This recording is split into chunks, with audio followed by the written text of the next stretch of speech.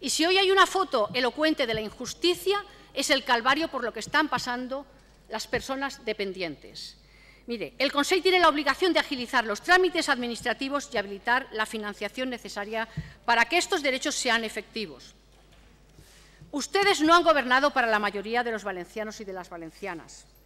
Usted me dirá que goza de mayoría absoluta, que le reconozco, faltaría más, pero su gran debilidad es que no tiene un proyecto de futuro para el país, que lo tendrá para favorecer a las empresas vinculadas, personalmente a algunos de sus consellers, para favorecer a los grupos financieros, a las multinacionales, a las grandes constructoras, para manejar a su antojo los medios, pero no para los trabajadores y trabajadoras, para la industria y el campo, para los servicios públicos, para nuestra lengua y nuestra cultura, para eso que nos cohesiona socialmente y nos permite construir una sociedad justa y nos hace sentirnos parte de la misma comunidad.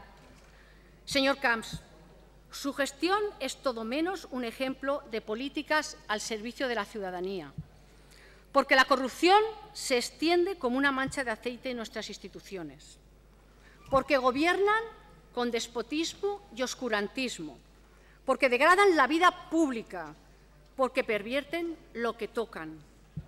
Señor Camps, usted preside un Consell fantasma, un Consell que no existe, un Consell paralizado por sus problemas con la justicia, sin iniciativa y sumido en el desgobierno. Usted, que presume de tener tantos y tan buenos principios morales, ¿cuándo van a dejar de mentir? ¿Cuándo van a dejar de engañar? ¿Y cuándo van a dejar de manipular? ¿Qué es lo que están haciendo? No permita, señor presidente, que la política valenciana se deteriore más. Dimita, señor Camps, dimita.